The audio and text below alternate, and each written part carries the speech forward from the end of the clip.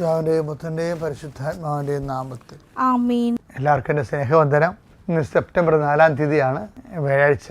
നമുക്ക് അമ്മയോട് ചേർന്ന് പ്രാർത്ഥിക്കാം. അമ്മേ പരിശുദ്ധമ്മേ, അമ്മേ പരിശുദ്ധമ്മേ, ദൈവമാതാവേ, ദൈവമാതാവേ, കൃപാസനത്തിലൂടെ ഞങ്ങൾക്കും ഞങ്ങളുടെ ദേശത്തിനും അമ്മ മാധ്യസ്ഥം തേടി തന്ന എല്ലാ അനുഗ്രഹങ്ങൾക്കും കൃപകൾക്കും ഞങ്ങളിപ്പോൾ ഹൃദയം നിറഞ്ഞ നന്ദി പറയുന്നു.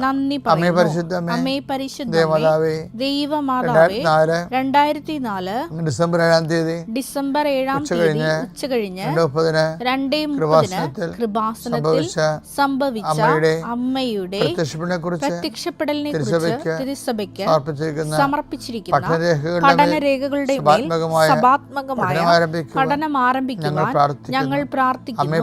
അമ്മേ പരിശുദ്ധമേ, ഭൂസ്വർലോകങ്ങളുടെ രാജ്ഞിയായ അങ്ങേയ്ക്ക് ഭൗമസംരക്ഷണത്തിനായി പ്രപഞ്ചപ്രകൃതിയെ തന്നെ തിരുസഭ പ്രതിഷ്ഠിക്കുവാൻ ഈ പ്രത്യക്ഷീകരണം വഴി ഇടയാക്കണമേ.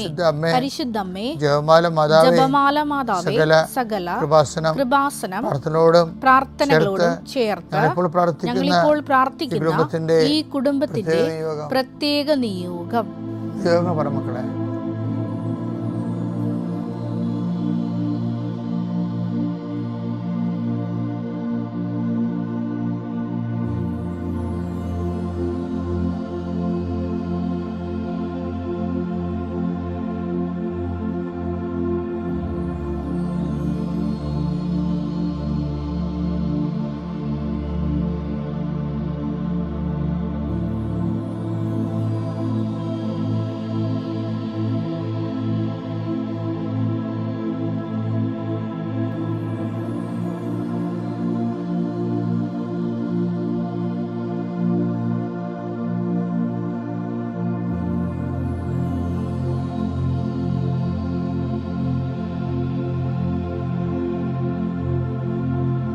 അമ്മയുടെ പ്രത്യക്ഷീകരണത്തിന്റെ ഈ അനുഗ്രഹവേളയിൽ ഞങ്ങൾക്ക് സാധിച്ചു തരുവാൻ കനിയണമേ.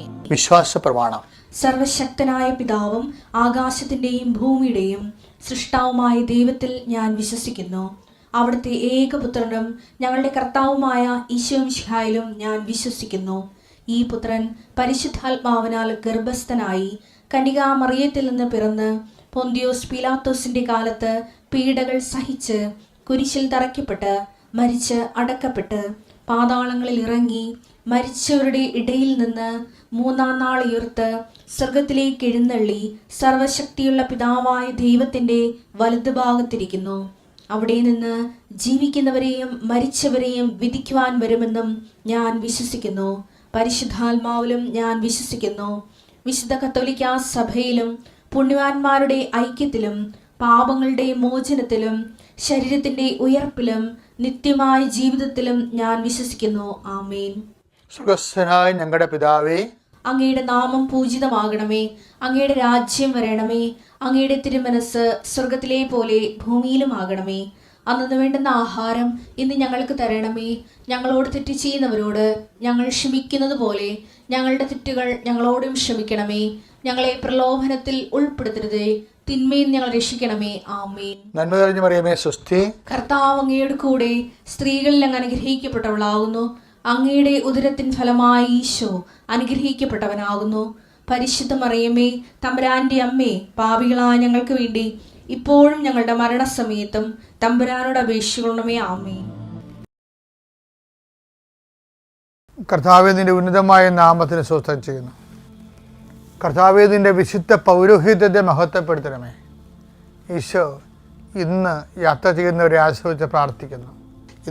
ഇന്ന് പ്രഭാതത്തിൽ അങ്ങയുടെ മക്കൾക്ക് വേണ്ടി പ്രാർത്ഥിക്കുന്നു. കിടപ്പ് അതുപോലെ തന്നെ വീട്ടിൽ നിന്ന് പുറത്തു പോകാൻ പറ്റാത്ത രീതിയിൽ കടങ്ങൾ കയറി വന്നിട്ടുള്ളവരുണ്ട്. അതുപോലെ ജീവിക്കാൻ മാർഗമില്ലാതെ എന്ത് ചെയ്യണമെന്നറിയാൻ പാലാതെ എഴുന്നേറ്റ് വെറുതെ ജീവോത്സവം പോലെ കുത്തിയിരിക്കുന്നവരുണ്ട്. തലക്ക് ഭാരം പിടിച്ചവരുണ്ട്.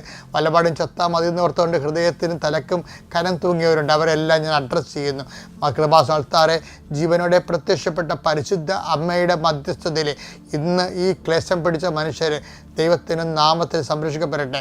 നിന്നെ ബാധിച്ചിരിക്കുന്ന സങ്കടങ്ങൾ, സാമ്പത്തിക സങ്കടങ്ങൾ, അതുപോലെ തന്നെ നിന്നെ ബാധിച്ചിരിക്കുന്ന കുടുംബപരമായ ഭവിഷ്യത്തുകൾ, ഭാഗവടപ്പണി നടക്കാത്തവർ, നടത്തിക്കാത്തവർ, അതുപോലെ വീട് വെക്കാൻ അനുവദിക്കാത്തവർ, അതുപോലെ വഴിയില്ലാത്തവർ, വഴി കൊടുക്കാത്തവരെ, വഴി കൊടുക്കാൻ ന്യായമായിട്ട് വഴി കൊടുക്കാൻ പറ്റാത്തവർക്കും, അതുപോലെ വഴി കൊടുക്കാനേ പറ്റാത്തവർക്കും എല്ലാം കുടുങ്ങിപ്പോയവരുണ്ട്. കർത്താവേ, അവരെല്ലാം സന്ധിക്കണമേ, പുതിയൊരു മാർഗ്ഗം കാണിച്ചു കൊടുക്കണമെന്ന് പ്രാർത്ഥിക്കുന്നു. നിത്യം പിതാവും പുത്രനും പരിശുദ്ധാത്മാവായ സർവ്വീശ്വരൻ നീക്കുവാമേ. 4:7 വായിച്ച്. ധാന്യത്തിന്റെയും വീഞ്ഞിന്റെയും സമൃദ്ധിയിൽ അവർക്കുണ്ടായതിലേറെ ആനന്ദം എന്റെ ഹൃദയത്തിൽ അങ്ങ് നിക്ഷേപിച്ചിരിക്കുന്നു. ഇത് നമ്മൾ അറിയാതെ വിട്ടുകളയണ ഒരു സംഭവമാണ്. ഇപ്പം ആൾക്കാർക്ക് സന്തോഷം ഉണ്ടാകണമെങ്കിൽ പരീക്ഷ ജയിക്കണം, വസ്തു വിൽക്കണം, മകളെ കല്യാണം കഴിപ്പിച്ച് വിട്ടണം, അവർക്ക് കുഞ്ഞുങ്ങളുണ്ടാകണം, നമുക്ക് തന്നെ നല്ല മാർക്ക് കിട്ടണം. അപ്പോൾ ഭൗതിക വിജയത്തിൽ നമുക്ക് ആണ് സന്തോഷം ഉണ്ടാകേണ്ടത്. നമ്മുടെ ഈ സന്തോഷം ഭൗതിക കാര്യങ്ങളിലാണ് അടിസ്ഥാനപ്പെടുത്തിയിരിക്കുന്നത്. എന്നിട്ട് ഈ ഭൗതിക കാര്യങ്ങൾ നിറവേറാൻ വേണ്ടി ആണ് നമ്മൾ ദൈവത്തെ കക്ഷി ചേർക്കുന്നത്. ഇത് ദൈവിക സന്തോഷമായിട്ട് ഇതിന് ബന്ധമില്ല. ശരിക്കും ദൈവിക സന്തോഷത്തിന് ഭൗതികമായ ഉന്നമനങ്ങൾ ആവശ്യമില്ല. അതിനാണ് ഞാൻ എപ്പോഴും നിങ്ങളുടെ അഭിഷേകം എന്ന് പറയുന്നത്. അതാണ് ഒരു സങ്കീർത്തനം എന്താ പറയുന്നത്? ധാന്യത്തിൻ്റെയും വീഞ്ഞിൻ്റെയും സമൃദ്ധിയിൽ. അപ്പോൾ ധാന്യവും സമർത്ഥമാണ്, വീഞ്ഞും സമർത്ഥമാണ്. അതിന് അവർക്കുണ്ടായതിനേക്കാൾ സന്തോഷം കർത്താവെ എന്താ പറഞ്ഞത്? വായിച്ചതെന്ന്? ധാന്യത്തിന്റെയും വീഞ്ഞിന്റെയും സമൃദ്ധിയിൽ അവർക്കുണ്ടായതിലേറെ ആനന്ദം എന്റെ ഹൃദയത്തിൽ അങ്ങ് നിക്ഷേപിച്ചിരിക്കുന്നു. നിക്ഷേപിച്ചു. അപ്പോഴെപ്പോഴും നമ്മൾ ശ്രദ്ധിക്കേണ്ട വിഷയം, ദൈവത്തിൽ നിന്ന് വരുന്ന ഒരു ആനന്ദം ഉണ്ടല്ലോ, അഭിഷേകത്തിൻ്റെ റിസൾട്ടായിട്ടുള്ള ഒരു ആനന്ദമാണ്. അത് ഒരിക്കലും ഭൗതിക വിഷയങ്ങളെ അടിസ്ഥാനപ്പെടുത്തിയല്ല. അപ്പം അതുകൊണ്ട് തന്നെ എപ്പോഴും നമ്മുടെ ഏതെങ്കിലും തരത്തിൽ ഭൗതികമായ ഒരു ഇടറ് വരുമ്പോൾ, തോൽവി വരുമ്പോൾ, ഞാൻ എപ്പോഴും പറയാറുള്ളൊരു കഥയാണ്. പണ്ട് എൻ്റെ ഒരു സഹപ്രവർത്തനെ ഒരു കേസ് വന്നു. അദ്ദേഹം ഒരു വലിയ കച്ചവടം നടക്കുന്ന ആളാണ്. കച്ചവടക്കാരുടെ കിടമത്സരത്തിൽ നിന്ന് അദ്ദേഹത്തിന് വലിയൊരു ഇടറ് വന്നു. അപ്പോൾ അദ്ദേഹം അറസ്റ്റ് ചെയ്യപ്പെടുന്നുള്ള കണ്ടീഷൻസ് വന്നപ്പോൾ എന്നെ അദ്ദേഹം വിളിച്ചു. ആകപ്പാടെ ഇത് പ്രശ്നങ്ങളിങ്ങനെ ക്യൂ നിൽക്കുകയാണെന്ന് പറഞ്ഞു. അപ്പോൾ എൻ്റെ മനസ്സിൽ പെട്ടെന്ന് വന്നൊരു ഉപദേശമുണ്ട്, ഒരു പ്രാർത്ഥനയുണ്ട്. എന്താ? ലോർഡ് ചേഞ്ച് ഹിസ് ഹാർട്ട് എന്ന് പറഞ്ഞു. അതാണ് എൻ്റെ മനസ്സിൽ വന്നത്. ഞാനൊന്നും ചിന്തിച്ച് പറഞ്ഞതല്ല. അപ്പോൾ ആ ഒരു വിഷയത്തിന് അനപേക്ഷിതമായ ഒരു ഉപദേശം പ്രാർത്ഥനയുടെ രൂപത്തിൽ പരിശുദ്ധാത്മാവ് എന്നിൽ നിന്ന് കൊടുത്തതാണ്. പക്ഷെ പിറ്റേ ദിവസം എന്നെ വിളിച്ചു. അപ്പോൾ ഞാനോർത്ത് ആൾ അറസ്റ്റിലായി കാണുമെന്ന് വിചാരിച്ചു. ചിലപ്പോൾ എന്തെങ്കിലും എമർജൻസി ആയിട്ട് എന്തെങ്കിലും കോൾ ഉണ്ടെങ്കിൽ അത് രീതിയിൽ അനുഭവിച്ചിട്ട് വിളിക്കണമെന്ന് വിചാരിച്ചു. പക്ഷെ അദ്ദേഹം അന്ന് അറസ്റ്റ് ചെയ്യപ്പെട്ടില്ല. പിന്നെയും അറസ്റ്റ് ചെയ്യപ്പെട്ടില്ല. ആ കേസ് അദ്ദേഹം ജയിക്കുകയും ചെയ്തു. പക്ഷെ അതല്ല, അദ്ദേഹം എന്നോട് പറഞ്ഞൊരു സത്യമുണ്ട്. പറഞ്ഞത്, അച്ഛനോട് സംസാരിച്ചതിന് ശേഷം പിന്നീട് എനിക്ക് വല്ലാത്ത ഒരു സന്തോഷം മനസ്സിൽ തോന്നിയെന്ന്. അപ്പോൾ അന്ന് മുതൽ എനിക്ക് മനസ്സിലായിരുന്നു, നമ്മൾക്ക് ദൈവം നൽകുന്ന ഒരു സന്തോഷം പലപ്പോഴും ജയത്തെയോ പരാജയത്തെയോ അടിസ്ഥാനപ്പെടുത്തിയല്ല, ദൈവത്തെ അടിസ്ഥാനപ്പെടുത്തിയാണ് ഇരിക്കുന്നത്. അപ്പോൾ ഒരു വിശ്വാസിക്ക് അതിനുള്ള സാധ്യതയുണ്ട്. ദൈവത്തെ സ്നേഹിച്ചും ദൈവത്തിന് വേണ്ടി ജീവിച്ച് മുന്നേറുമ്പോൾ നിനക്കും ഇത് അവകാശമാകും. കർത്താവ് നമ്മൾ അനുഗ്രഹിക്കട്ടെ. അത്യപൂർവ ദൈവാനുഭവങ്ങൾ ഇനി നിങ്ങൾക്കും സ്വന്തം.